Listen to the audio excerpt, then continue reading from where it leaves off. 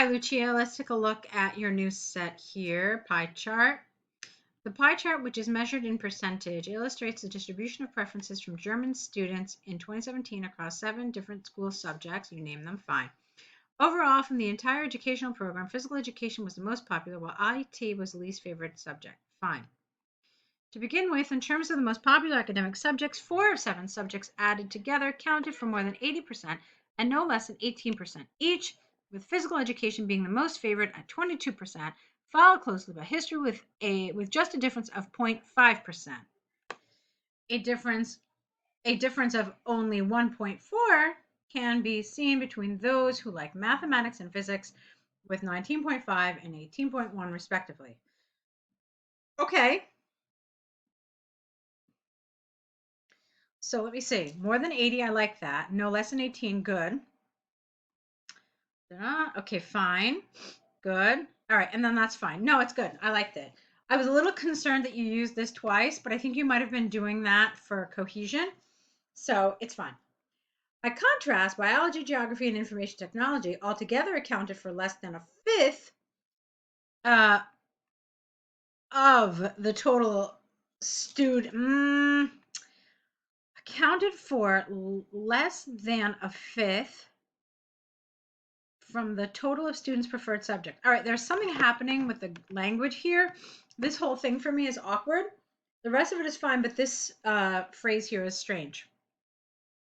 So let's see.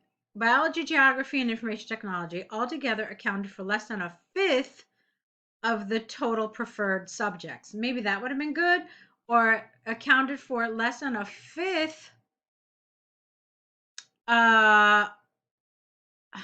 Accounted for less than a fifth of the total preferred subjects. Yeah, I mean, something like that would have worked. There was a tiny difference between the popularity of biology and geography with 7.1 and 6.4. All right, I don't really, okay, fine. However, the least favorite subject from German school, the least favorite subject in the German school curriculum was IT at only 3.7%. Okay, now I want to do something really fast here. I'm pretty sure you're fine. Yeah, 171.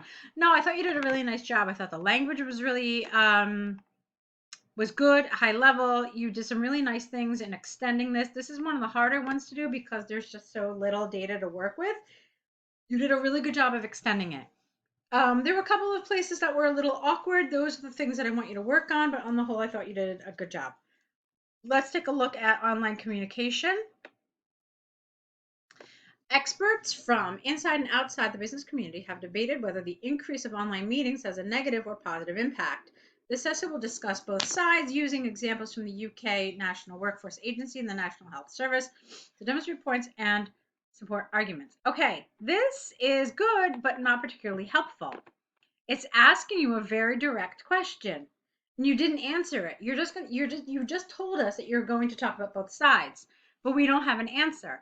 And since we don't have an answer to this, we don't know what your position is. And if you look at the band descriptors for task achievement under band 7, it says presents a clear position throughout the response. Throughout means from the beginning to the end. So one way you can interpret this is to mean that your position needs to be clear from your introduction. Okay? Without it, especially in an essay like this, when you're going to talk about both sides, we have no way of knowing what your position is until we get to your conclusion. Okay? All right. So, on the one hand, there is ample evidence that nowadays virtual communication is used more often and it massively benefits modern businesses. The central reason behind this is threefold. Firstly, online meetings do not require any office space. This saves businesses a considerable amount of money. In this way, companies can manage their budget towards other necessities. For example, recent empirical research from the National Workforce Agency demonstrated that 75% of the UK private businesses survived during the pandemic mainly because of the possibility of meeting online. Secondly, online communication allows businesses to recruit staff from different countries.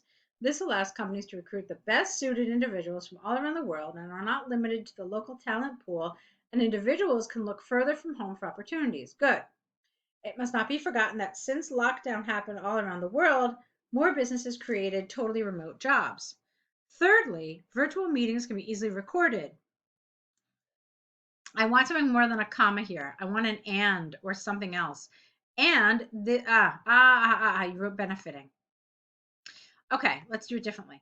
Thirdly, virtual meetings can be easily recorded, directly benefiting businesses, comma, serving as proof of what was discussed in a meeting and what decisions were taken. Great, good point. Therefore, it is conclusively clear that online communication has brought improvements and advantages to companies and their workers. Excellent. On the other hand, although virtual meetings have their advantages, the drawbacks of this new way of communication at work should not be overstated. I don't think that's what you mean.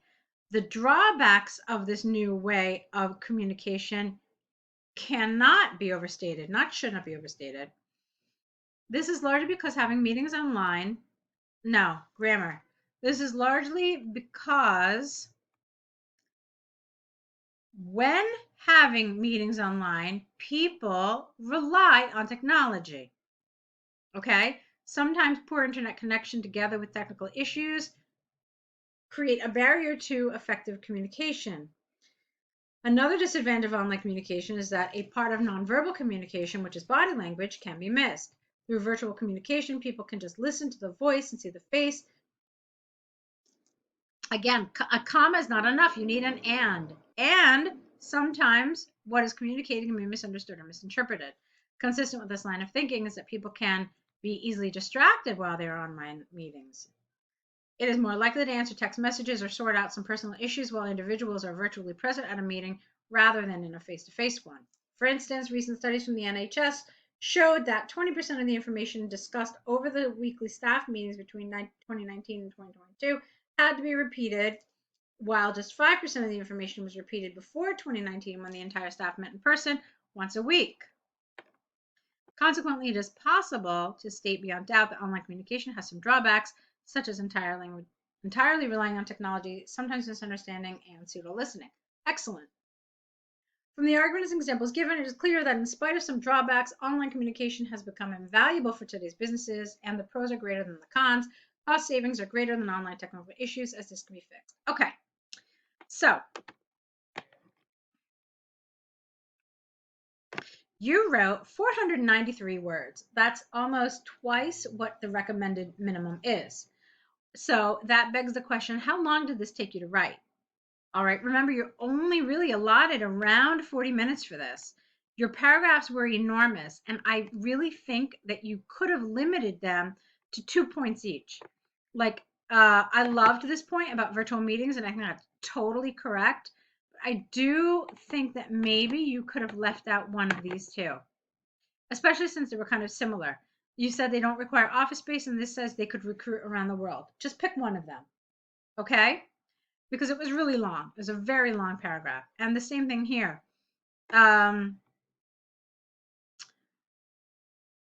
So this was fine. And then you talked about distraction. And then I thought that all of this was just too much. You could have condensed it.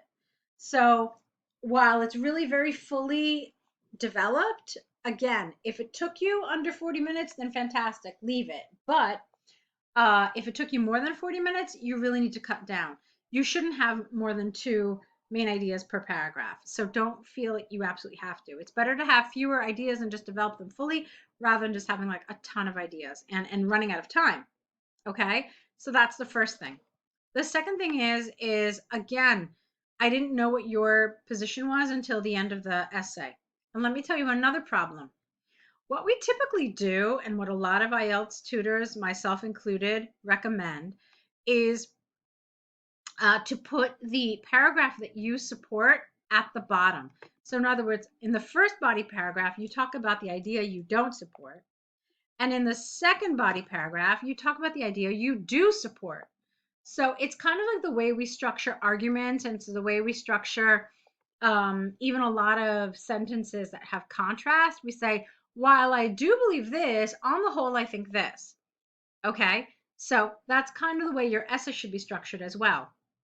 So in other words, while there are disadvantages, on the whole, I believe this. In fact, look at this. You even did it here. In spite of some drawbacks, online communication has become more invaluable. So that's the way your paragraphs need to be structured as well. First the drawbacks, then the positives. Okay? And that would have helped because we would have had at least a kind of clue that this is the way you were going to structure. This is the, how can I say this? This is actually what your position was. Okay? So, first thing, you need to include it here. You basically need to have a mirror image of this sentence. Wait. Okay, you need to have a mirror image of this sentence in your introduction. Then you need to reverse your paragraphs so that you're putting the one you actually support at the bottom. That's a much better way of doing it. And then, like I said, I thought what you wrote was fantastic, but it was too much. And if it was over 40 minutes, you need to cut it down. Okay, so great set. I'm really excited. You're doing really well. Let's see more essays from you. Let's see you apply some of these changes. And again, I'm very curious to see how long this took you. Okay, good luck.